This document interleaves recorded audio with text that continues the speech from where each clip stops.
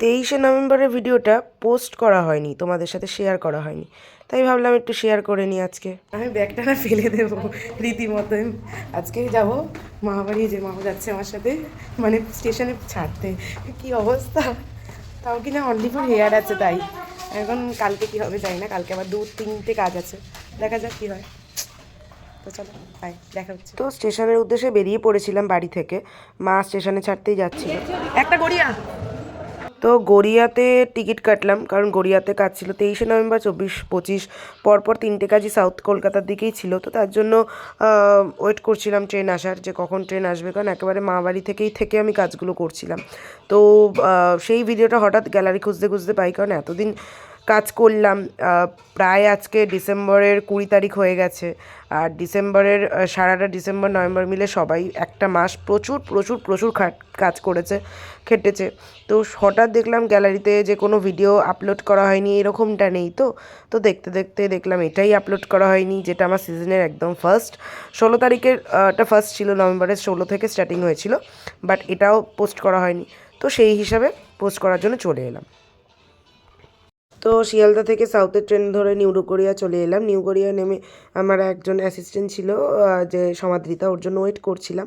তো ওই যে নেমে পড়েছে একদম রানী ভিক্টোরিয়ার মতো ট্রেনে আস্তে আস্তে। তারপরে ভেন্যুতে চলে এলাম। ভেন্যুটা তো খুব সুন্দর লাগছিল, আর এসেই কার দেখা পেলাম সেটাও দেখো। মানে খুটখাট সবাই চেনো, একদম ফেভারিট মোস্ট পপুলার ফটোগ্রাফার সুজনদা। কি ব্যাপার, মানে এরকম শকিং ব্যাপারটা হেভি লাগলো। এসেই দাদার সাথে দেখা, সুজনদা আছে মানে, মানে ব্যাপারটাই পুরো জমে গেছে।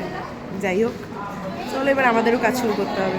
সুজনদাকে দেখে মনটা আরও খুশি হয়ে গেল, মানে 2 গুণের জায়গায় 4 গুণ বেড়ে যায়। তো এসে দেখছি যে ব্রাইডের হলুদই শেষ হয়নি, গায়ে হলুদই শেষ হয়নি। তো বসবে কখন, ব্রাইডের পার্টি মেকআপগুলো আছে সব বসবে কখন।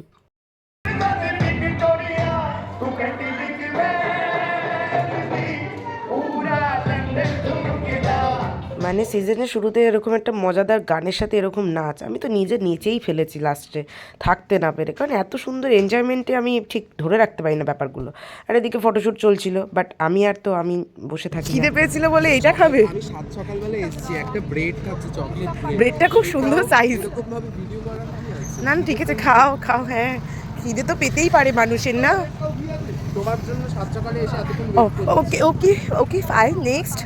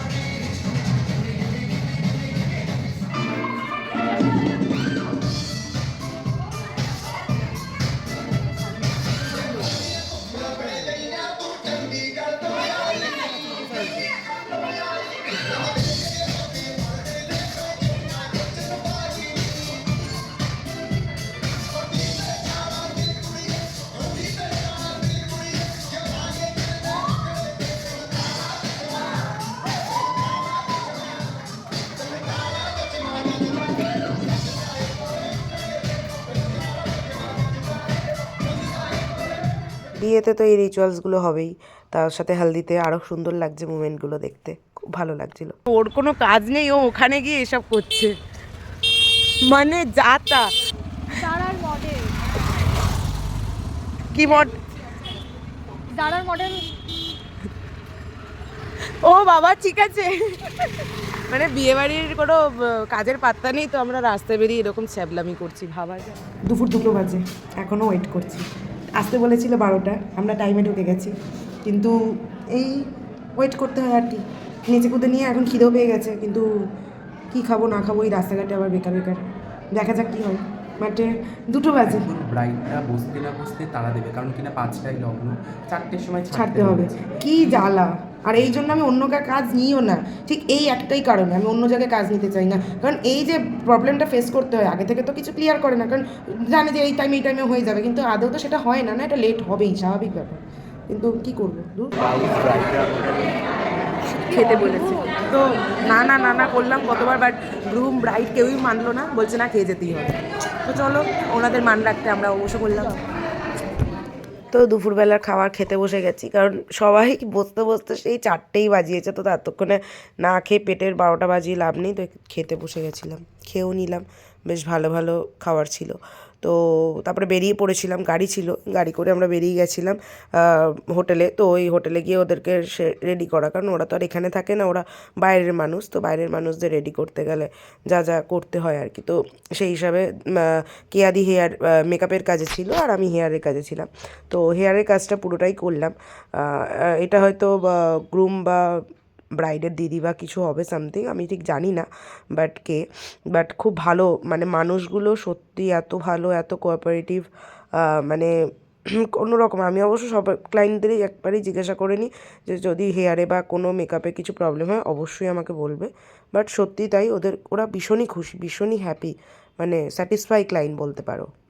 দিদি ফার্স্টে বলেছিল যে ওপেনের ওপর কিছু করবে, তো যেহেতু বিয়ে রিসেপশনে ওপেনের ওপর ভাল লাগে, আর দিদির ফেস অনুযায়ী আমার মনে হলো বানটাই বেটার। তো আমি দিদিকে সেটাই সাজেস্ট করলাম যে বান করে ফ্লাওয়ার ডেকোরেশন করে দিই। তো দিদি সেটাতে ভীষণই হ্যাপি। হেয়ার স্টাইল করে কেমন লাগলো এত পাতলা চুলে? খুব ভীষণ ভালো, অসাধারণ। Thank you. তো সবারই হেয়ার মোটামুটি পাতলাই, যার জন্য আমাকে ক্রিম করে কাজ করতেই হচ্ছে।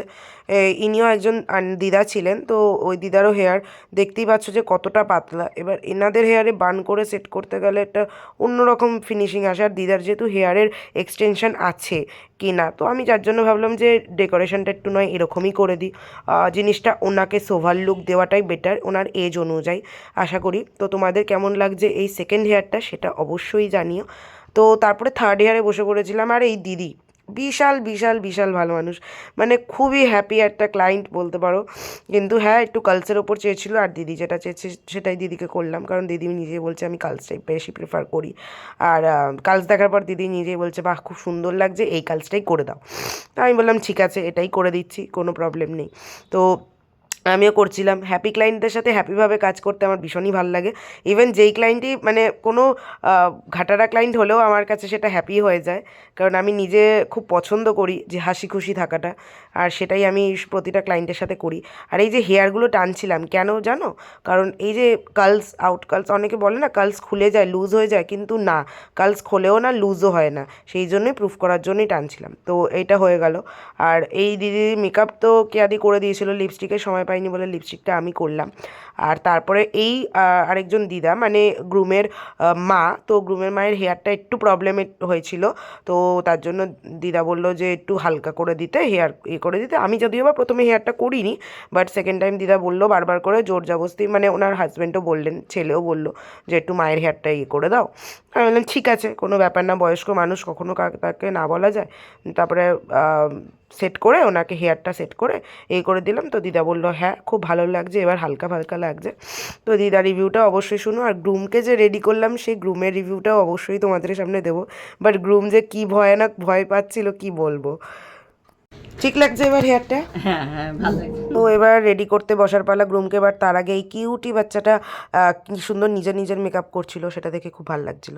বাট এই যে গ্রুমকে মেকআপ করতে বসেছি, গ্রুম জানেও না, ব্রাইডই বলে দিয়েছিল যে গ্রুমকে মেকআপ করিয়ে দেবে হালকার উপর।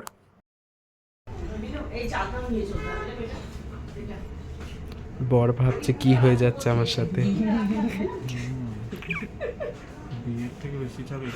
এই বরের ফ্রেন্ডটা বেশি কনফিউজ করছে।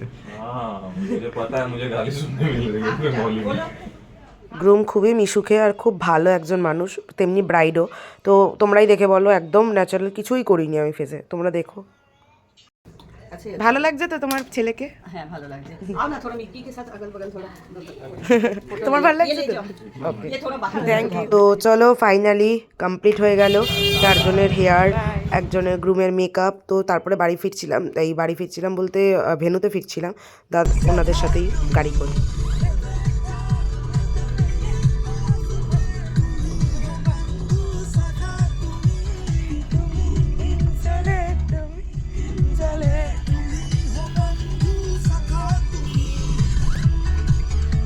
মোটামুটি আজকে আমরা সারাদিনটা দারুণ এনজয় দিয়ে কাটালাম। হ্যাঁ, সেই লেভেলের মজা হয়েছে কিন্তু আজকে, বিশেষ করে ক্লায়েন্টরা এত ভালো মানুষ। তো আমি এই ব্যাপারটা নিয়ে পরে পুরো ব্লগটা আমি অবশ্যই বলবো, তার জন্য পুরো ভিডিওটা অবশ্যই দেখবে, স্কিপ করবে না একদম। তো দেখতে থাকো, সঙ্গে থাকো, আর একটু ওয়েট করে দাও। তো এই হচ্ছে মানে দেখতেই পাচ্ছ যে কত সুন্দর লাইটিং করেছে, খুবই ভালো লাগছিল দেখতে বাইরেটা। তো যাই হোক, কাজ সেরে এবার তো বাড়ি ফিরতেই হবে। বাড়ি ফিরতে হবে মানে গ্রুমকে দেখে আমি চলে এলাম মা বাড়িতে বালিগঞ্জে নেমে, কারণ গড়িয়া থেকে বালিগঞ্জ একদমই নিয়ারেস্ট। আর আমি মা বাড়িতে থেকেই বললাম 24-25 কাজ আছে, তার জন্য। আর 24-25-এর কাজগুলো তোমরা দেখেওছো, 25-এর কাজটা খুব ভাইরাল হচ্ছিলো, আমি দেখলাম, সেটা খুব ভালো লাগলো দেখে। এইভাবেই ভালোবাসা দিয়ে যেও, ভালো থেকো সবাই। তো চলো এখন টাটা, বাই।